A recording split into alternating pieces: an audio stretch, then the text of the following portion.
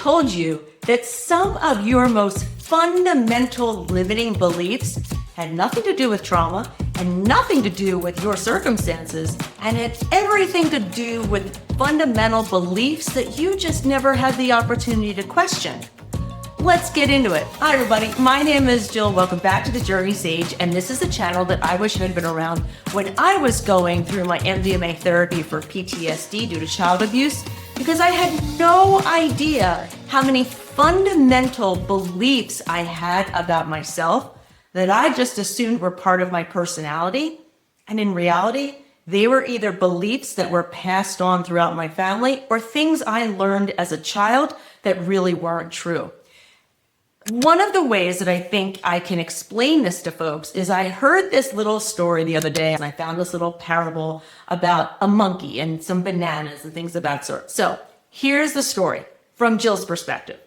You have a family of monkeys, and there is a ladder, and there's a bunch of bananas at the top of the ladder. So the monkeys start to climb the ladder. Suddenly, a hose full of water shoots at them, and they're like, whoa, whoa, whoa, and they climb back the ladder. At some point, they're like, wait a minute, there's some good bananas up there. They try again, hose full of water, they go back down. And at some point, they're like, this is a little bit weird. We're going to try one more time. They go up the ladder, they get hit with the water. It's unpleasant. They don't try again. They just know that those bananas are not for them. They have no idea why. That's just their new belief system. Well, those little monkeys, they have little babies. And those little babies are pretty smart, and they look up the ladder and they're like, there are some pretty cool bananas up there. I'm going to try to get them. They start climbing. Mom and dad monkeys pull them back down and say, not those bananas. Well, monkey little babies are just as bad as human little babies. So they try to climb back up that ladder. Mom and dad pull them back down, say, those bananas aren't yours. And of course, the little baby monkeys, they try again, get pulled down again. And they have then learned, I'm not allowed. I can't go get those bananas. I don't know why. That's just what I know from mom and dad. Well, those little babies grow up. They've never gone up that ladder. They have their own little baby children, monkeys. Look at me, not knowing the name for baby monkeys. Guess what?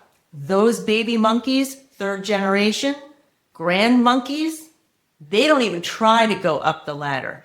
It has been ingrained in them. They know from a deep internal perspective to not even try. Talk about a limiting belief.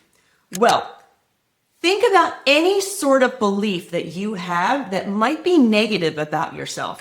I'm not good enough. I'm too much. I can't do that. Anything negative. And start to really think about, how did that belief system start? Well, frankly, that's usually pretty difficult because it probably started in childhood.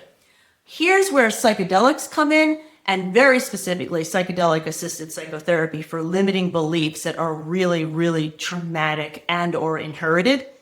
I was able throughout my therapy, either in a journey, but 90% of the time during the integration period after the journey, to look back at many of those limiting beliefs that I just thought were part of me and realize there was a childhood story about it, and realize there was a limiting belief from like my mother, to realize there was a limiting belief with my grandmother. I have been able to look at some fundamental beliefs about myself from kind of an outside perspective and say, wait a minute, is that really true? And with the psychedelic work taking me right back to specific childhood memories where, okay, as a little child, I thought I'm a little too much, right? And I need to be silenced. Well, where did that come from? That came from me yelling or screaming or crying when I was a child and getting smacked even harder. So therefore, I can't express myself. I can't be loud. I can't share my true feelings. I, for most of my life, just thought that was me. Turns out, psychedelics allowed me to see those childhood memories, where those beliefs came from. Allowed me to see conversations I had with my mother that limited me in terms of how a woman should be or act. Remember conversations and experiences with my grandmother that reinforced why women in my family just blindly listened to men even when they were abusive. With psychedelic work done therapeutically, primarily, you get the opportunity to question these beliefs you have about yourself, find the origin of them, question them and say, wait a minute, or fact check them and say, wait, is that really true? And it is shocking what people finally realize. Then comes the work. Then comes the work of changing the neurons, thinking a different way, realizing that's an old limiting belief. That's that hard work. But the aha moment of, wait a minute, things really weren't the way I thought they were.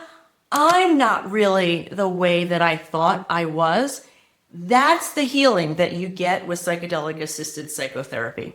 So if you want to hear more about my story, my perspective shifts, me going back into my childhood and kind of looking at my father beating a toddler saying, wait, that's not that toddler's fault. There's a problem with that adult. Check out my memoir, Rescuing Jill. I kind of detail that entire year of my MDMA therapy. And then also I created a workbook for those of you who are thinking of doing your own journey and like, how do I set intentions and things of that sort.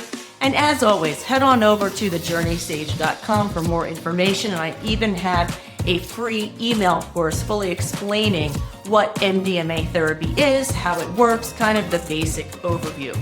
And so with that said, don't believe those limiting beliefs you might have. It might not really be yours. Until next time, take care.